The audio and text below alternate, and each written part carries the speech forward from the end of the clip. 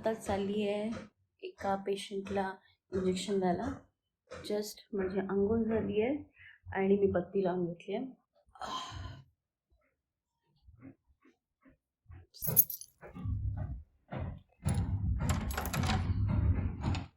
मी पेशंटला इंजेक्शन देऊन आले आणि डायरेक्टली जेवण करायला सुरुवात केली. आज मी बनवत आहे सिंपल मेथीची भाजी.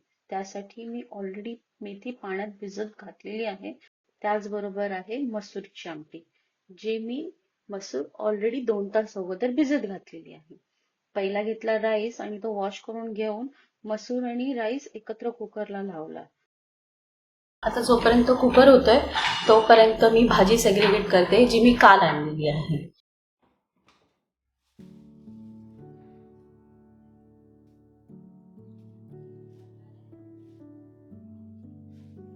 काल भाज्या घेऊन आलेल्या आहेत, त्याचं मी सगळ्यांचं सेग्रिगेशन करून घेतलं. सर्व वेजेस फ्रीज मध्ये स्टॉक करून क्लिनिंग करून मटर निवडायला घेतला. जवळजवळ अर्धा तास एवढा मटर निवडून झाला आणि ते मी एअरटाईट कंटेनर मध्ये ठेवून फ्रीज मध्ये ठेवलं. मेथीची भाजी मी 2 वेळा वॉश करून घेतलेली आहे आणि ती आता मी नितळायला ठेवली. आता पहिला घ्यायचा कांदा कापायला.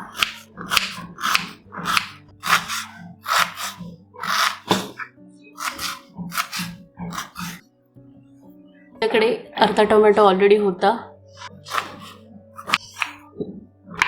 एवढाच टाकणार आहे, बाकी मी हा खाणार आहे. एक तिखट मिरची आहे आणि एक कमी तिखट मिरची आहे, म्हणजे बॅलन्स होऊन जातं, जास्त तिखट होत नाही. एका कढईमध्ये 1.5 टेबलस्पून तेल घेऊन मिरची, कांदा, सोप चणा डाळ टाकून परतून घे.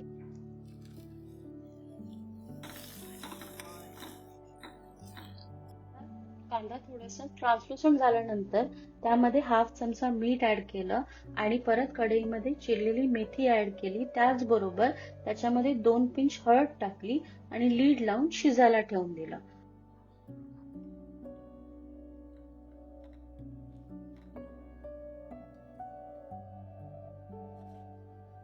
सात मिनिटांनंतर भाजी ओपन करून बघितली तर त्या भाजी शिजलेली होती. लीड काढल्यानंतर व्यवस्थित भाजी आणि खालचा कांदा एकत्र मिक्स करून घेतला आणि त्यावर थोडंसं मीठ पण टाकलं, कारण का चवीला बघितलं तर ते अळणी होतं. फायनली किसलेलं खोबरं ऍड केलं आणि व्यवस्थित मिक्स करून आपली भाजी तयार झालेली आहे.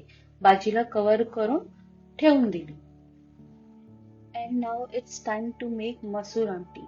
त्यासाठी टोपामध्ये 2 चमचे तेल घ्यायचं, त्यामध्ये 5 लसणीच्या पाकळ्या ठेचलेल्या, कांदा, टोमॅटो आणि कढीपत्ता टाकला.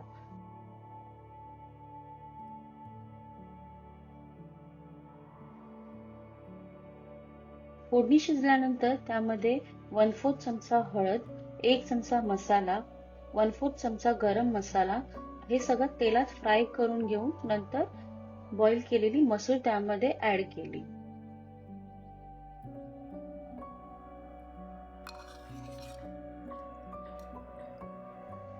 एक उकळ आल्यानंतर 2 मोठे चमचे कांदा खोबऱ्याचं वाटप घातलं. कन्सिस्टन्सीच्या हिशोबात पाणी ऍड करून घेतलं आणि त्यामध्ये 1 चमचा खडा मीठ आणि 1/2 चमचा गरम मसाला पुन्हा ऍड केलं.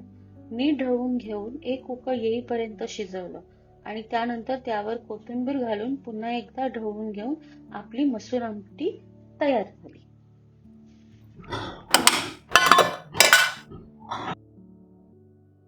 आणि स्वीट मध्ये आहे शिरा. नाव it's time for plating. Here it goes. मसूरची आमटी, भाजी, some cucumber, पापड, शिरा, पाणी. लोणचे is missing. तो लोणचे येतो. And this is how my plate looks like.